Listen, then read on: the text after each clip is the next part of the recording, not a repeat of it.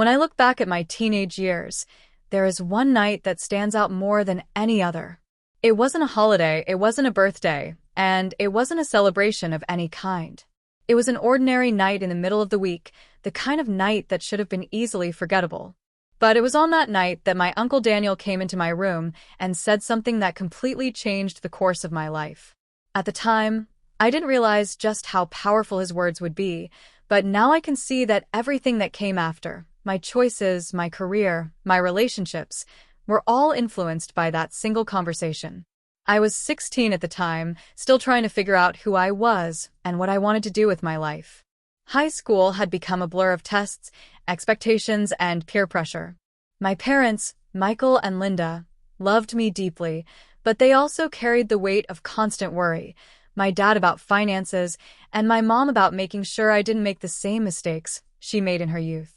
Their love often came in the form of lectures, and while I knew they meant well, I often felt like no one was actually listening to me. Uncle Daniel, my mom's younger brother, had always been different. He wasn't the kind of uncle who showed up only for birthdays and holidays.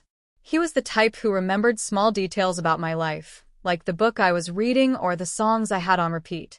He was in his early 40s then, single, a bit of a wanderer with a mysterious charm about him. He traveled often, worked freelance jobs, and had lived in more cities than I could count. My parents sometimes whispered about how unstable his lifestyle was, but to me, he seemed free. That night, I was sitting at my desk pretending to do homework. In reality, I was staring blankly at the same page for over 20 minutes, lost in my own thoughts. The house was quiet except for the hum of the refrigerator and the occasional creak of the wooden floors. I didn't hear Uncle Daniel's footsteps until he lightly tapped on my door and let himself in. "Hey, kiddo," he said softly, leaning against the doorframe. "You look like you're fighting a battle with that notebook." I laughed weakly, trying to brush it off. "Just homework. It's nothing." But Uncle Daniel had that way of looking at me that made me feel like he could see right through the walls I built. He didn't press me right away. Instead, he walked in and sat on the edge of my bed, the old mattress squeaking under his weight. "You know," he began, "when I was your age, I used to sit at my desk and stare at my books, too. Not because I didn't understand them, but because I didn't know why I was even bothering. Everyone around me seemed to have their life figured out, and I was just drifting." That caught my attention. I turned in my chair to face him, raising an eyebrow. "Really? You've been everywhere and done everything. I thought you always knew what you wanted." He chuckled. "That's the thing, Alex.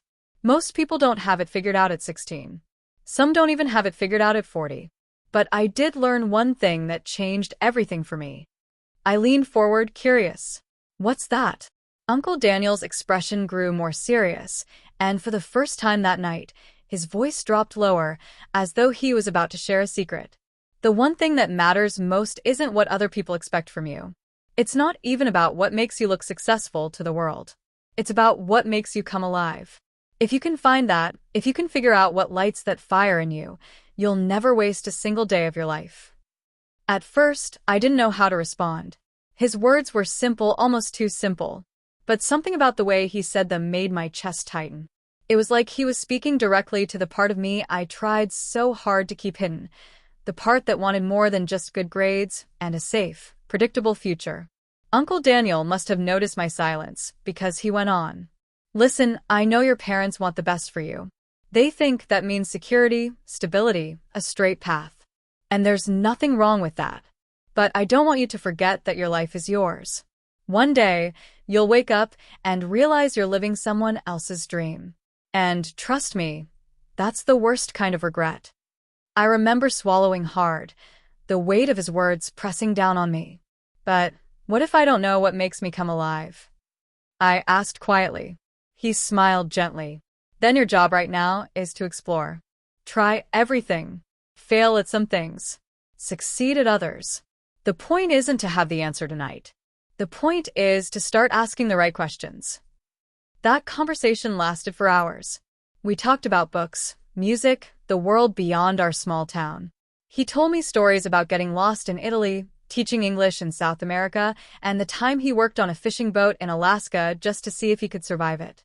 None of those things made him rich, but his eyes lit up when he spoke about them, and I realized he was showing me what it meant to feel alive. That night, after he left my room, I couldn't sleep. His words played over and over in my mind. I realized that for the first time, someone had given me permission to dream. Not in a vague, you can be anything you want way, but in a real, grounded way that acknowledged how scary and uncertain the path could be. What I didn't know then was that this one conversation would set me on a journey that spanned years. It would change how I approached school, how I saw friendships, how I handled failures, and how I eventually built a life I was proud of.